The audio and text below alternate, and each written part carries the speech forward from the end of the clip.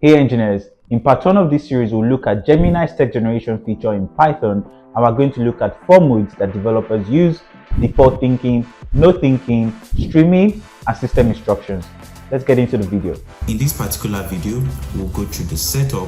We'll look at the deep thinking mode in Gemini, which is default in text generation. We'll look at the no thinking mode. We'll look at streaming. We'll look at system instructions, and we'll have a recap of what we've done. Before we proceed, the Google Colab notebook would be in the drive folder, so you could take it and run it and try it yourself, because that's how you would learn. And I also just want to show you a couple of resources that I think are really useful. One of them being the Google Gemini developer documentation, and there's also another one that I often find myself going back to over and over, which is like a cookbook of different approaches to working with Gemini that different developers have already done. And for example, if you go to the example folder, you see a lot of useful notebooks, right? But let's get into the video. So the setup. Before we proceed, there are specific things you need to do, which is one, you need to obtain a Gemini API key or a Google API key. And Google Notebook makes this very easy for you to get. If you just click on this key sign, you'll be able to add a secret directly either from Google AI Studio, right? And then you could just add it and then reference it. One thing I will say is, if you're trying this notebook, this will probably be disabled for you, or you may not even have access to this. So please click this and obtain a key yourself, and always ensure that it has notebook access. For setup, we just need to install Gemini, import the necessary things we need to import, and then we'll look at different behaviors that we could work with it. I've already run this. So for text generation, by default, the way text generation works in Gemini is that Gemini relies on deep thinking, which is an approach to generating text where it thinks about the text it's generating. Deeper, that's just a very high level explanation. I'm sure it works more complicated underneath, but this is how it ships by default. And this may be something you want. Say you're building a research application and you require the LLM to do more in-depth thinking, right? This is how Gemini ships by default. And so all you just need to do is use the generate context API, specify the model you want, specify the content. And just for the purpose of this video, this tutorial, I am trying to track the time. And when I ran this, you saw that it took 16.71 seconds.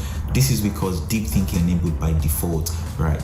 And so that's why it takes long, right? But then let's go, how do you disable deep thinking then? You have to import the types from Gemini, and then you have to specify a thinking budget. Think of a thinking budget like a pool of tokens, and you're specifying how many of those tokens it could leverage to think. And so we're specifying a thinking budget of 0, and we're passing it in the configs. What I would say now is that for anything that modifies the way Gemini works, you would always do this through the config, and I'll show you an example in the system instruction that comes later, so stick around. For thinking config, we specify a thinking budget of 0. We also calculate the end time, and if we run this, we should see that this should run slightly faster than the 16.71 seconds that we had there, right? Now you see that this is actually taking long too, because we're not streaming the response. But let's see. So this took about 8.11 seconds to generate something similar to what we previously just saw. And this is something that is very important when you're building applications, because you may just think, oh, it's just 8 seconds, it's just 9 seconds, but latency builds over time, right? Say you're building an application that doesn't require the LLM to deeply think about the text it's generating.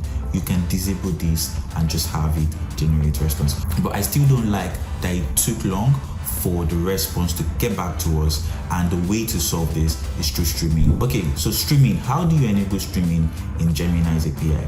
Now, if you don't know what streaming is just a way that you could get your responses over time, progressive update, where you don't need to wait for the whole content to be generated before Gemini sends it back to you. And this is not only applicable to Gemini, there are other models too, like OpenAI, like I'm sure Anthropic, that have streaming enabled. And it's not just specific to LLMs or to AI. This has been something that has existed in tech for a while. So if you don't want to wait for the full response from the model, you can have it generate content and stream it to you as it's generating it. For general content, you use the generate content, but for streaming content, you use the generate content stream.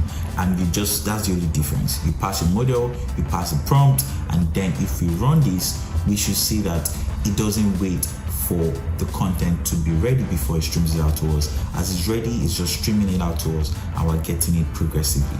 As you see, that's exactly what's happening. For example, you are building a chat application where users can get answers and you don't want to delay. Like, it's a UX improvement that you can apply where you can stream the response to the user as the model generated. But let's say, for example, you want the text generated by the model to come in a specific format. How do you do that? And that's what we'll be looking at next: system instructions. How do you enable system instructions? So the way to enable system instructions, like I said earlier, is through the config. You specify a generate content config and you pass the system instructions. I'm a big Ted Lasso fan, and so throughout this series you'll be seeing a lot of Easter eggs about Ted Lasso. So I say here you are Coach Lasso, responding in a way Coach Lasso would respond, and we pass the content. How do LLMs work? And if we just do this, we should see that this modifies, or this gives Gemini more context to work with, because it knows what Ted Lasso is and it knows there's a lot of resources it's been trained on content related to Ted Lasso. It can then generate content in that tone. So for example, we see here it says, well, now there's a that's a mighty fine question. That's how Ted Lasso will typically speak to, let's say, his players, but to mostly anyone, right? But yeah, this has been system thinking. So let's just have a recap. In this particular tutorial, we covered the default thinking mode, which is the deep thinking that shapes with Gemini's API by default.